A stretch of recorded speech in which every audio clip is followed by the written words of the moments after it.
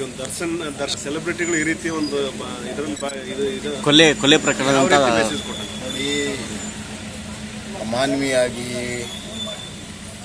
ವರ್ತನೆ ಮಾಡುವಂಥದ್ದು ಯಾರಿಗೂ ಅಧಿಕಾರ ಇಲ್ಲ. ಅಧಿಕಾರದಲ್ಲಿರುವವರು ಅಥವಾ ಸೆಲೆಬ್ರಿಟಿ ಇರ್ಬೋದು ಅಥವಾ VIP ಗಳಿರ್ಬೋದು, ಯಾರಿಗೂ ವಿಶೇಷವಾದಂಥ ಅಧಿಕಾರ ಇಲ್ಲ. ಕಾನೂನು ಮುಂದೆ ನಾವೆಲ್ಲರೂ ಕೂಡ ಸಮಾನ. ಕೈಗೆ ಕಾನೂನು ತೆಗೆದುಕೊಳ್ಳುವಂಥದ್ದೇ ಅಪರಾಧ. ಅದು ಮರ್ಡರ್ ಆಗುವಂಥ ಮಟ್ಟಕ್ಕೆ ಹೋದರೆ ಅದು ಬಹಳ ಗಂಭೀರವಾಗಿ ತಗೋಬೇಕು.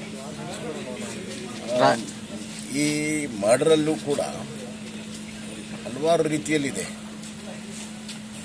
ಒಂದು ಸಾಂದರ್ಭಿಕವಾಗಿ ಪ್ರಾಸಂಗಿಕವಾಗಿರುವಂಥದ್ದು, ಇನ್ನೊಂದು ಕೋಲ್ಡ್ ಬ್ಲಡ್ ಮರ್ಡರ್ ಅನ್ನುವಂಥದ್ದು, ಇನ್ನೊಂದು ಕಾನ್ಸ್ಪಿರಸಿ ಮಾಡಿ ಮಾಡಿರುವಂಥದ್ದು.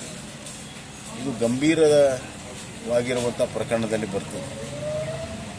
ಈ ಗಂಭೀರವಾಗಿರುವಂಥ ಪ್ರಕರಣವನ್ನು ಏನು ಪ್ರಾರಂಭದಲ್ಲಿ ತನಿಖಾಧಿಕಾರಿಗಳು ಚುರುಕ ಕೆಲಸ ಮಾಡ್ತಾ ಇದ್ದಾರೆ, ಕೊನೆವರೆಗೂ ಕೂಡ ಅದೇ ನಿಯತ್ತು ಮತ್ತು ಅದೇ ಚುರುಕಾಗಿ ಕಾನೂನುಬದ್ಧ ಕೆಲಸವನ್ನು ಮಾಡಬೇಕು.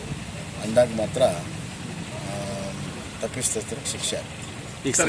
ಎಲೆಕ್ಷನ್ನು ಇನ್ನೂ ಏನು ಪ್ರಕ್ರಿಯೆ ಪ್ರಾರಂಭ ಆಗಿಲ್ಲ. ನಾನು ಇನ್ನೂ ರಾಜೀನಾಮೆ ಕೊಟ್ಟಿಲ್ಲ. ಇವತ್ತಿಗೂ ನಾನು ಶಾಸಕ ಇದ್ದೇನೆ.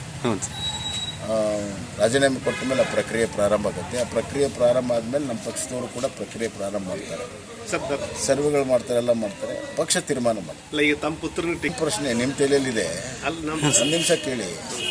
ಪಕ್ಷ ತೀರ್ಮಾನ ಮಾಡುತ್ತೆ. ಪಕ್ಷ ಏನು ತೀರ್ಮಾನ ಮಾಡುತ್ತೆ ನಾವೆಲ್ಲರೂ ಕೂಡ ಒಪ್ಕೋಬೇಕು. ಮತ್ತು ಯಾರಿಗೇ ಕೊಟ್ಟರು ಕೂಡ ಅಷ್ಟೇ ಪ್ರಾಮಾಣಿಕವಾಗಿ ಗೆಲ್ಲಿಸುವಂಥ ಕೆಲಸವನ್ನು ನಾನು ಮಾಡ್ತೀನಿ.